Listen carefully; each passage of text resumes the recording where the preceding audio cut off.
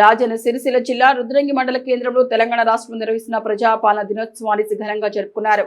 Rudrangi police station ఆవరణలో SI Srinivas జాతీయ జెండా ఆవిష్కరించి కార్యక్రమాన్ని ప్రారంభించారు.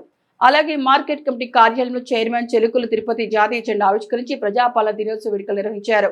ఈ సందర్భంగా చెలుకుల తిరుపతి మాట్లాడుతూ తెలంగాణలో కాంగ్రెస్ ప్రభుత్వం ఏర్పడిన తర్వాత ప్రజాపాలన బాగా నిలిచింది. ముఖ్యమంత్రి రేవంత్ రెడ్డి నేతృత్వంలో ప్రతి ఒక్కరికి సంక్షేమ పథకాలు అందుతున్నాయి. రాష్ట్ర అభివృద్ధి చెందుతుందని ప్రజల ప్రభుత్వానికి అండగా ఉండాలని పేర్కొన్నారు. కార్యక్రమంలో స్థానిక నాయకులు మరియు ప్రజలు ఉత్సాహభరితంగా పాల్గొన్నారు.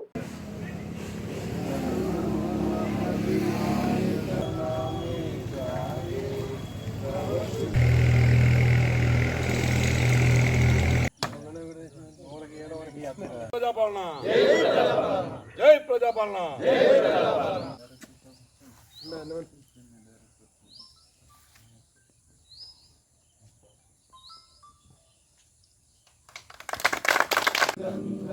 ఉజ్జల జలగితరంగా తవ శుభ నామే జై ప్రజాపాలన.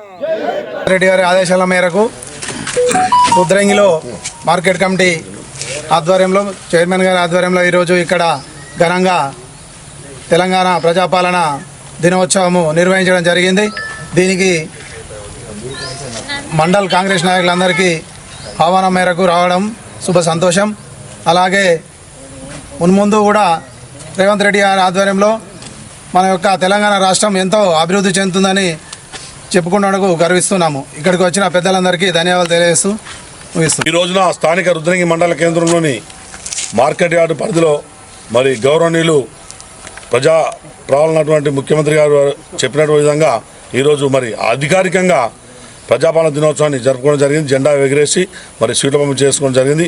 ఈ సందర్భంగా ప్రజలందరికీ మరి ముఖ్యమంత్రి సందేశం ఏమిటంటే అందరూ కూడా ప్రభుత్వానికి సహకరించి అన్ని రకాల మేలు ఏ విధంగా అయితే జరుగుతున్నాయో ఈ 2.5 సంవత్సరాల్లో రానున్న 2.5 సంవత్సరాల్లో కూడా ప్రత్యేకంగా అన్ని అభివృద్ధి కార్యక్రమాలు మీ ఇంటింటికి గడప తీసుకొచ్చే బాధ్యత కాంగ్రెస్ పార్టీ నాయకులని తెలియజేస్తున్నారు. కావున మహిళా తల్లులు ప్రత్యేకంగా వారిని వేడుకున్నది ఏమిటంటే 6 గ్యారెంటీలు కాదు ఇంకా చెప్పని కూడా ఎన్నో పథకాలు తీసుకొచ్చినటువంటి సంక్షేమ పథకాలు అభివృద్ధి పథకాలు ఎన్నో ముందుకు తీసుకొస్తున్న ప్రభుత్వాన్ని మరి స్థానిక సంస్థల్లో కూడా అందరూ అన్ని రకాలు గెలిపించి గౌరవనీయులు పెద్దలు ఆదిశన గారు ఈ ప్రాంత ముద్దుబిడ్డ విప్పు గారు ఎవరినైతే సూచిస్తున్న వ్యక్తి ఉంటారో స్థానిక ఎన్నికల్లో వారిని కూడా గెలిపిస్తే మరింత అభివృద్ధి చేసుకొని తెలియజేసుకుంటూ ఇక్కడికి వచ్చిన